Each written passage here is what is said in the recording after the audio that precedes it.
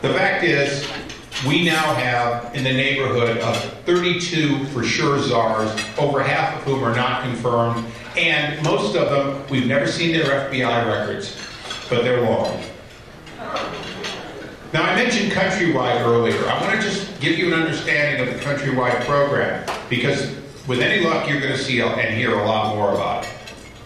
Angela Mazzillo was the CEO of Countrywide, the largest lender for mortgages in the country by far.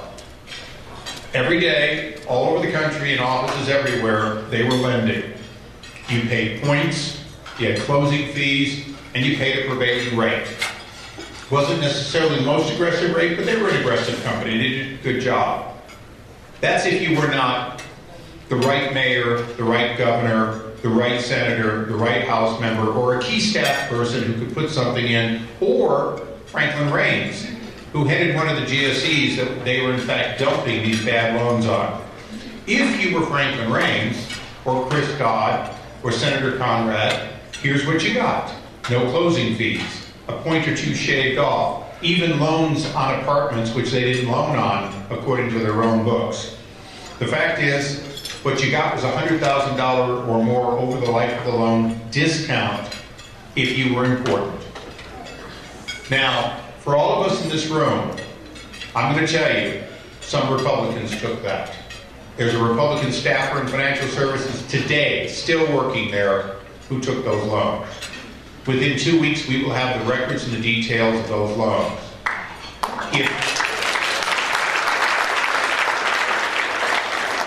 If we find so much as one whiff of any impropriety, or if we find, as we're afraid we'll find, that there was an inducement in the way of discounts not available to you and the rest of the just normal tax-paying public, we will refer to that individual, even though he works for a Republican ranking member, he'll be referred to ethics, and I will be publicly calling for him to be fired.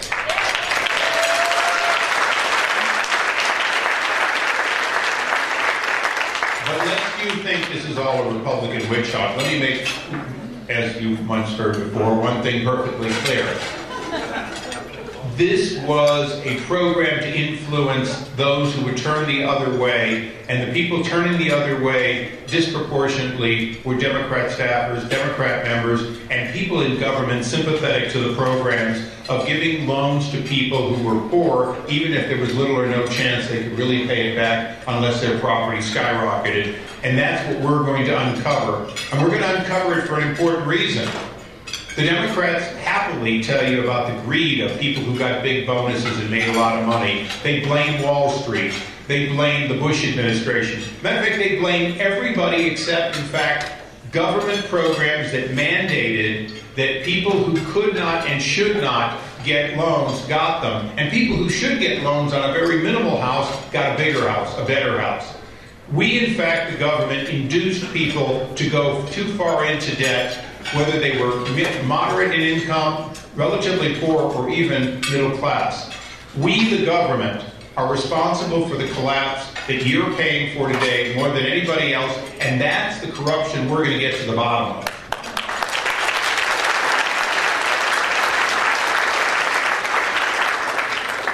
Now, the Republican Party, since its founding, has been the party of Abraham Lincoln, the party of women's suffrage, the party of abolition. We've been the party of faith and family and the values that are so special in America. We've stood for things that weren't always popular. And freeing the black man was not popular in the South. It wasn't even popular in some parts of the North. But our party fought for it, and our country fought a great war because of it. Republicans cannot and will not walk away from being the party of values.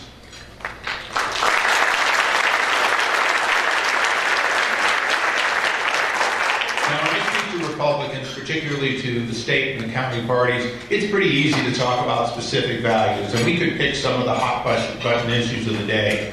And you all know my record, and nobody's going to ever question whether I'm a moderate Republican or not.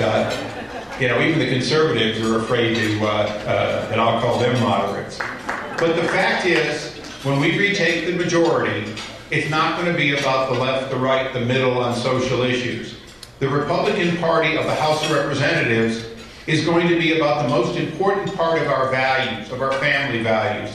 And that is, we can no longer put onto our children and grandchildren the expenses that we want to enjoy the benefit of today.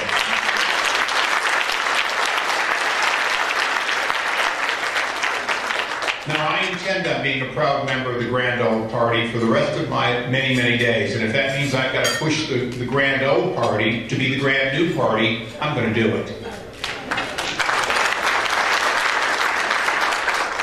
Now, my father-in-law has passed on. He was an Air Force officer. But he always talked about any time he was given something, whether it was a honeydew or just more taxes, or somebody trying to tell him he's got to change he was a sailor, he's got to change his head because there's a new law on what you discharge out of a head. So he had to rip it out of his old boat in order to comply. He'd say, well, there's another rock in my knapsack. But you know, even though he wasn't a businessman, he was a career Air Force officer, he understood the most important thing we all have to teach Congress and business has to teach every voter. And that is, there's a difference between investment and spending. Investment is like a person who has a knapsack and they're getting ready to take a day hike. Put a little bit of food in, put in a poncho, put in enough water, put in a compass. Those are investments to a hiker. But if you just put rocks in your knapsack, like debt, excess spending, or programs that are designed to meet social obligations, but in fact do not return a stronger a stronger country that can economically pay for those are rocks. This president and this Congress under Speaker Pelosi and Leader Harry Reid are putting nothing but rocks in our knapsack in the way of trillions of dollars of spending that will cost us billions of dollars every day, every week for the rest of our lives if we do not stop it, reverse it, and pay it off.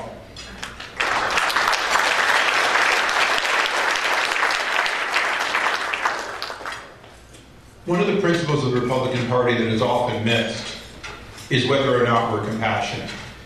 Now, I'm going to tell you, I served under the compassionate conservative President George W. Bush for 8 years. I came in days before he was sworn in, and I'm still here. And there was nothing compassionate about the excess spending of the Bush era. We were faced with a war. We needed to fight it. And we fought it right, and we took care of our troops. We made sure they had the bullets, and we made sure their families back home would not do without. That was the right thing to do.